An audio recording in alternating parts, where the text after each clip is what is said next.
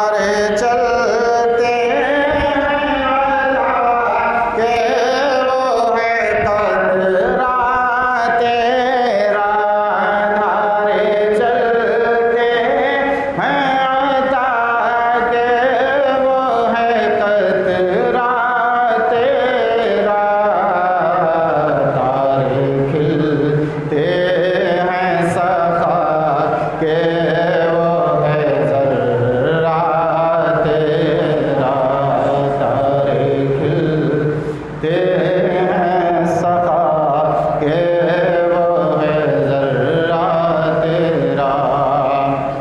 میں تو مالک ہی کہوں گا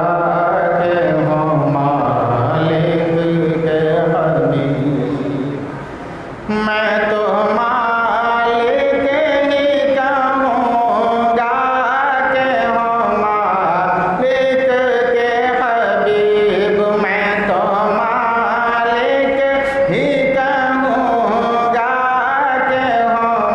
مالک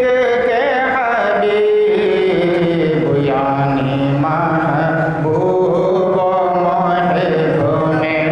نہیں میرا تیرا یعنی محبوب و محب میں نہیں میرا تیرا یا رسول اللہ ایک میں کیا میرے حقیقت کتنی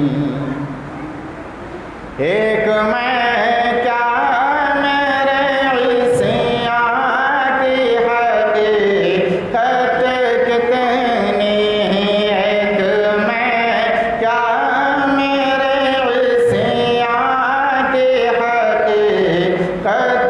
کتنی مجھ سے 100 لاکھ کو کافی ہے اشارہ تیرا مجھ سے 100 لاکھ کو کافی ہے اشارہ تیرا اور تیری سرکار میں لاتا ہے رضا اس کو شفیع تیری سرکار میں لاتا ہے رضا اس کو شفیع جو میرا غوث ہے اور لاڈلا بیٹا تیرا جو میرا غوث ہے اور لاڈلا بیٹا تیرا درود پاک پڑھ لیجیے اللہم صلی علی سیدنا مولانا محمد بارک وسلم صلو علیہ صلاۃ و سلام علیک یا رسول اللہ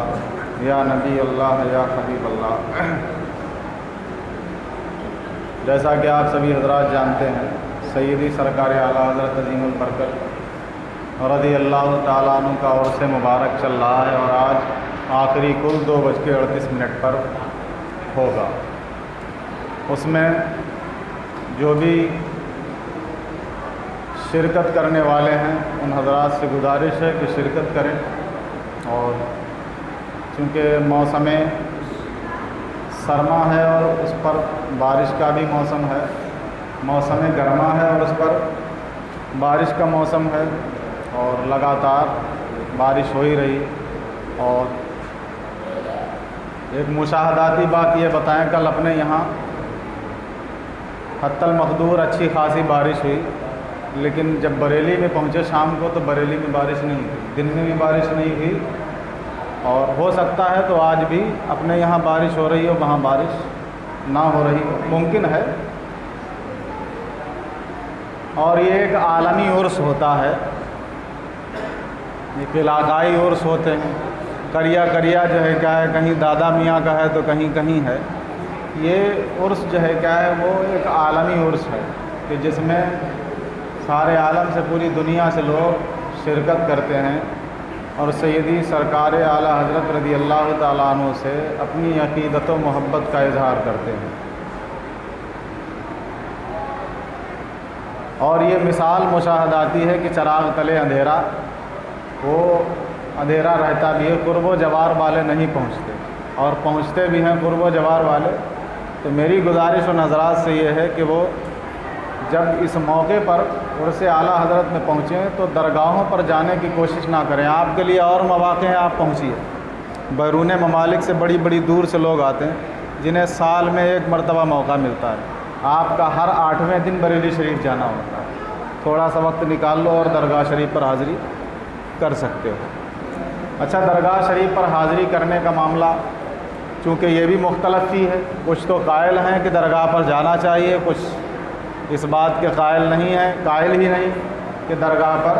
جانا چاہیے۔ ایک بات آپ کو بتاؤں، سورہ مریم قرآن پاک میں ہے، حضرت زکریہ علیہ السلام کا تذکرہ ہے، اور اس میں حضرت مریم کا بھی تذکرہ ہے جو حضرت عیسیٰ علیہ السلام کی والدہ محترمہ رضی اللہ تعالیٰ عنہ، ان کا تذکرہ ہے۔ تو ان کو حضرت زکریہ علیہ السلام نے ان کی پرورش کی تھی، چونکہ آپ رشتے میں خالو تھے، اور آپ نے ان کی پرورش کی تھی۔ اپنے گھر پر بالا خانے پہ ان کے لیے کمرہ بنوا دیا تھا، اسی کمرے میں آپ رہا کرتے تھے، کیونکہ ثبوت بھی لوگ قرآن سے ہی مانگتے ہیں۔ اب مثال کے طور پر نبوت کا تو دروازہ بند ہے، لیکن ولایت کا دروازہ تو بند نہیں ہے، ولی قیامت تک ہوتے رہیں گے۔ ولایت کا دروازہ بند نہیں، نبوت کا دروازہ، خاتم نبوت حضرت محمد مصطفیٰ صلی اللہ علیہ وسلم۔ یہ عقیدہ اہل سنت ہے کہ محمد مصطفیٰ کے بعد اب قیامت تک کوئی دوسرا نبی نہیں آئے گا، لیکن ولی آپ کی امت میں ہوتے رہیں گے۔ اب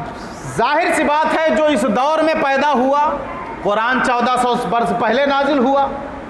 اب کوئی کہے کہ اس کے بارے میں دکھاؤ قرآن میں کہاں پہ ہے، تو یہ کہو کہ جناب والا اس کی عقل پر پتھر پڑ گئے یا نہیں پڑ گئے، یہی تو کہو گے کہ وہ کہے گا کہ اب دکھاؤ کہ اس کے بارے میں قرآن پہ کہاں۔ تو اس کے بارے میں نہیں، بلکہ جو ولی ہیں، ولیوں کے بارے قرآن میں آیات بھی موجود ہیں، واقعات بھی موجود ہیں، اور جناب والا سانحات بھی موجود ہیں۔ تو آپ نے بالا خانے پر حضرت زکریہ علیہ السلام نے اپنے گھر کے اوپر ان کا ایک حجرہ بنوا دیا تھا، اسی میں رہا کرتی تھی۔ بڑی پاک دامن نیک سیرت ابتدا سے ہی تھی۔ تو بسا اوقات آپ جب ان کے کمرے میں انہیں دیکھنے کے لیے پرسان حال کے لیے پہنچے تو بے موسم پھل دیکھے، بے موسم پھل ان کے پاس دیکھے، جن پھلوں کا موسم نہیں تھا وہ پھل ان کے پاس موجود دیکھے، تو پوچھنے لگے مریم یہ تمہارے پاس کہاں سے آئے، تمہارے پاس یہ کہاں سے آئے؟ تو حضرت مریم عرض کرتی ہیں اللہ کی بارگاہ سے آئے، اللہ کی بارگاہ سے آئے۔ آپ کی عمر 120 سال ہو گئی تھی، اس وقت کوئی اولاد نہیں تھی، 120 سال کی عمر تھی، اور آپ کی اہلیہ محترمہ کی عمر تقریباً 96 اور 100 کے قریب تھی، اور جو اولاد پیدا ہونے کی نشانیاں ہوتی ہیں وہ 55 56 60 سال میں ختم ہو جاتی ہیں، تو نشانیاں بھی ساری منقطع ہو چکی تھی۔ چونکہ بی بی 100 سال کو پہنچ چکی تھی، آپ 120 سال کو پہنچ چکے تھے، تو ساری نشانیاں بھی منقطع ہو چکی تھی، لیکن بے موسم پھل دیکھ کر کے ایک تمنا دل میں اٹھتی ہے کہ میرا مولا جب بے موسم پھل دے سکتا ہے تو نشانیاں منقطع ہونے کے بعد اولاد بھی دے سکتا ہے، کیونکہ وہ قادر مطلق ہے۔ اب یہاں پر یہ بتانا مقصود نہیں ہے، جب ان کے پاس بے موسم پھل دیکھے اور اس کے بعد آپ حضرت مریم کی جگہ پر کھڑے ہو جاتے ہیں اور دعا کرتے ہیں مولا مجھے میرا وارث عطا فرما دے، مجھے اولاد عطا فرما دے، تو رب نے قرآن میں یہ بھی آیت موجود ہے، رب نے بشارت دی اور بیٹے کی بشارت دی اور اس کی نشانیاں بھی بیان فرمائی میرے رب نے، اور ایسا بیٹا دیا کہ نام بھی خود اپنے آپ رکھ کے دیا ہے، جا تیرا بیٹا ہوگا نام یحییٰ ہوگا، توجہ، ایسا بیٹا دیا۔ تو ایک بات یہاں پر بتانا مقصود یہ ہے کہ چونکہ درگاہ پر ولیوں کی جگہ پر پہنچنا، ایک نبی ہو کر کے، حضرت عورت کوئی نبی نہیں ہوئی،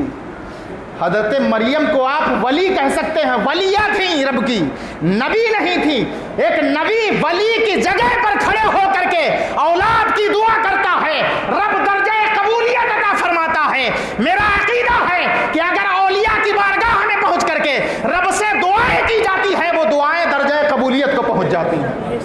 وہ درجہ قبولیت کو پہنچتی نظر آتی ہیں۔ یہ قرآن میں ہے، ولیوں کی جگہ پر کھڑے ہو کر کے ان کے قرب و جوار میں پہنچ کر کے دعا کرنا یہ اجابت کا سبب ہوتا ہے۔ اللہ رب العزت دعاؤں کو قبول کر لیتا ہے۔ تو درگاہ پر حاضری دینے کا طریقہ، اور میں بتاؤں آپ حضرات کو، کہیں بھی کسی بھی درگاہ پر جائیے،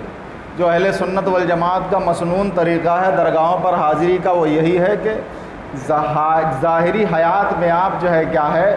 جتنا دور رہتے ہو، ہر آدمی جو ہے کیا ہے کسی کے اتنے قریب نہیں پہنچتا ہے۔ جو مسنون طریقہ ہے 4-5 قدم کی دوری سے ہی جو ہے کیا ہے آپ دعا کیجئے ان کے وسیلے سے۔ دعا بھی اللہ سے کیجئے، دعا کس سے کرو گے؟ اللہ سے کیجئے۔ اور چوما چاٹی کا جو ہے کیا ہے وہ یہ سارے نظریات اپنے دلوں سے نکال دیجئے کہ صاحب ہم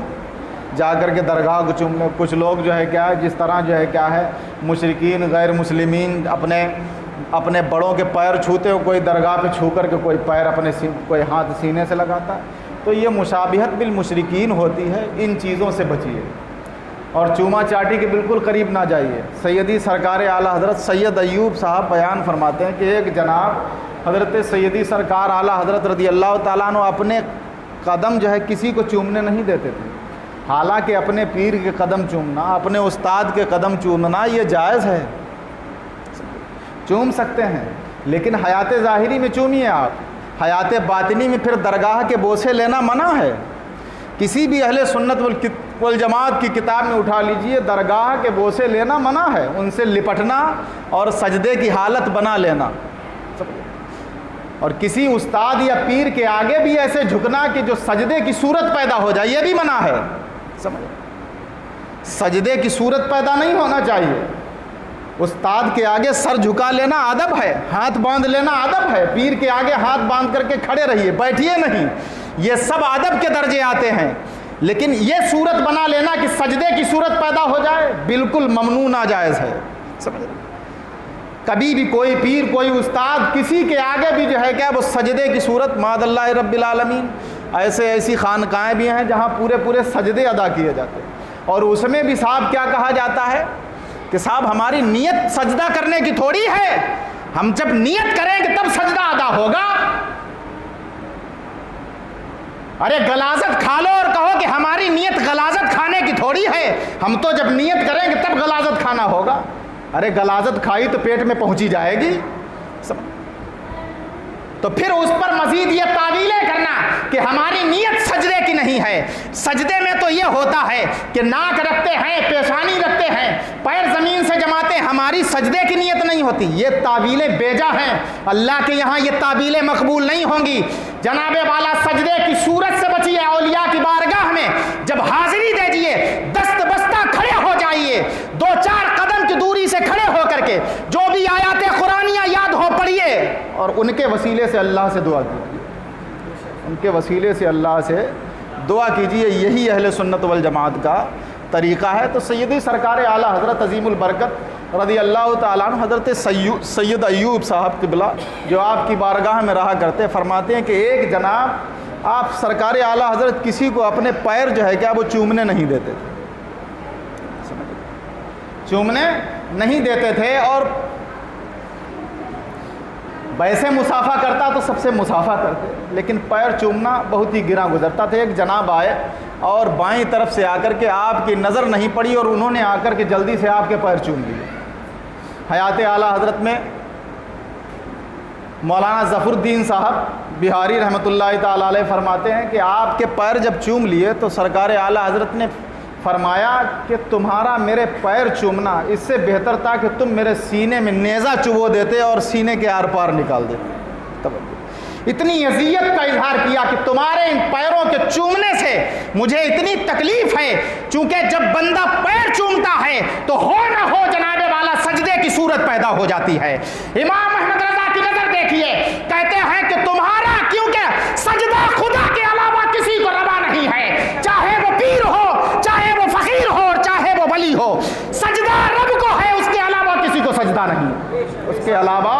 کسی کو سجدہ نہیں، سجدہ کسی کو نہیں کرو گے، سجدہ سر جھکے تو رب کی بارگاہ میں جھکے، سجدہ کرو تو اس کی بارگاہ میں کرو، سمجھ رہے ہیں؟ باقی آداب کے جو طریقے ہیں جناب والا ان کو بجا لائیے، اور ادب کا تعلق حضرات دل سے ہوتا ہے، آپ اپنے دل کو جتنا جھکا لیں گے، سمجھ رہے ہیں؟ سیدی سرکار اعلیٰ حضرت نے ادب کا طریقہ بھی بتایا اپنے اشعار میں، سر سوئے روضہ جھکا پھر تجھ کو کیا، دل تھا ساجد نجدیا پھر تجھ کو کیا، کہتے ہیں میرا سر سرکار کے روضے کی طرف جھک گیا ہے نجدی، تجھے کیا فرق پڑتا ہے، سر ہی تو جھکایا تھا، اور دل تھا ساجد نجدیا، ساجد کہتے ہیں سجدہ کرنے والے کو، کہتے ہیں دل تھا ساجد نجدیا پھر تجھ کو کیا، ارے میرے دل نے سجدہ کیا، شریعت سر کو روک سکتی ہے دل کو نہیں روک سکتی، شریعت کا حکم سر پہ لگتا ہے دل پہ نہیں لگتا ہے، ارے دل نے سجدہ کر لیا، تو اگر سجدے چاہتے ہی ہو تو دل سے سجدہ کرا دو، اور دل سے سجدہ یہ ہے کہ فرق عقیدت میں جناب والا اپنے آپ کو فنا کر دیجئے، یہی سجدہ ہے،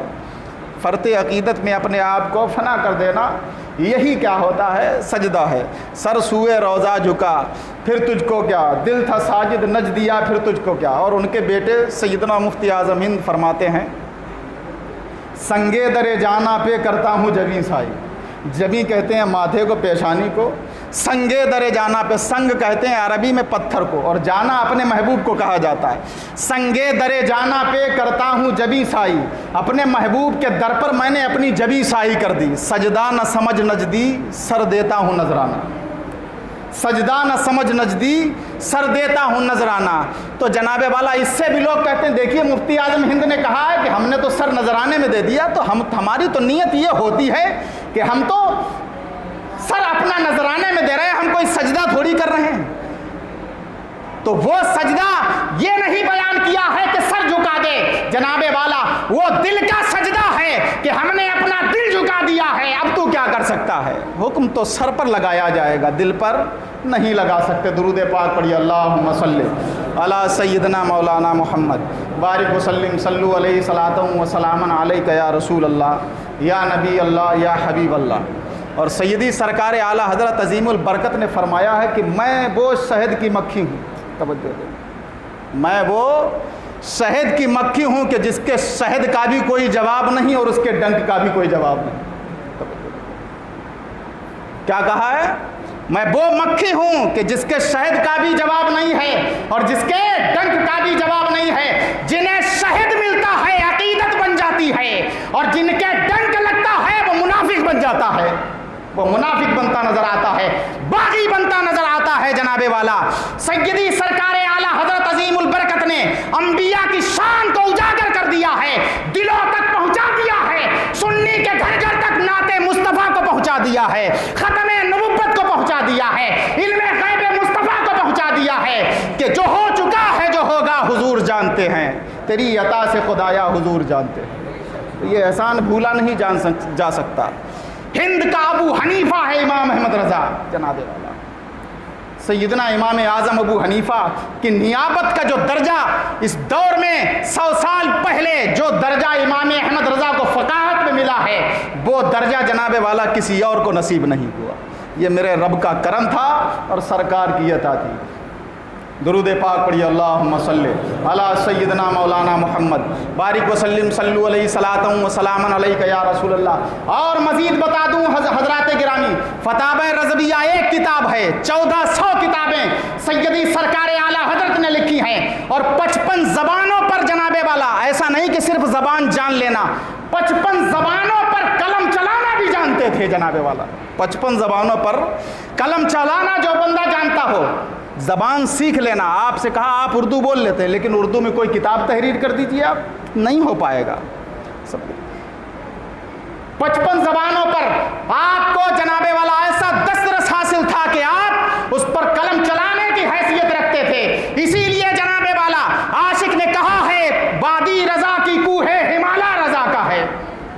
اور کہہ دوں حضرات گرامی، 100 سال نہیں بلکہ 150 سال کے علماء کے فتوے اٹھا لیجئے، سارے علماء کے اٹھا لیجئے، اور ایک احمد رضا کے فتوے اٹھا لیجئے، تو احمد رضا کے فتوے 100 سال کے علماء سے فتووں سے زیادہ، آپ اندازہ کریں۔ اور امام احمد رضا کی بارگاہ میں مجھ جیسا کوئی جناب والا کم علم فتویٰ پوچھ رہے، اپنے وقت کے علامۃ الدہروں نے فتوے پوچھے ہیں امام احمد رضا سے، اللہ رب العزت نے وہ علم کی بلندی عطا فرمائی تھی، امام احمد رضا کو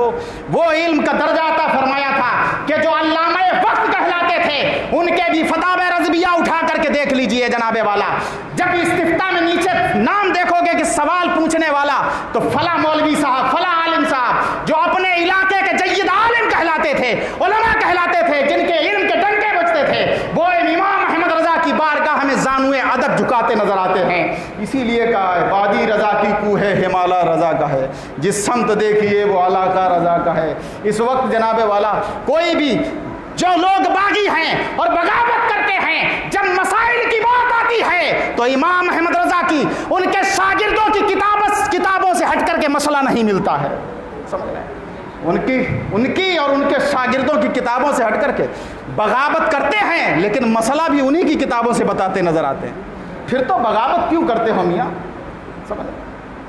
بغاوت بھی کرو گے اور مسئلہ بھی انہی کی کتابوں سے ڈھونڈ رہو، کیوں؟ نکال لو قرآن و حدیث سے اپنے آپ، ڈھونڈ لو حدیث میں مسئلہ کہاں پر لکھا ہوا ہے، ڈھونڈ لو قرآن پاک میں کون سی آیت سے استنباط ہوا ہے اس کا، کیوں امام احمد رضا کی پڑھتے ہو؟ سمجھ؟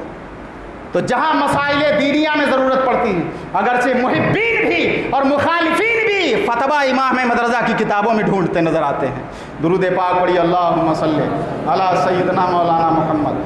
وبارک وسلم، صلو علیہ وصلاۃ وسلام علیک یا رسول اللہ۔ جس کو فرصت ملے وہ 2:38 پہ، چونکہ جماعت اپنے یہاں تقریباً 1:30 بجے ختم ہو جاتی ہے، 2:38 پر کل شریف ہوتا ہے۔ متھرا پور سی بی گنج جامع الرضا میں بھی کل شریف ہوتا ہے،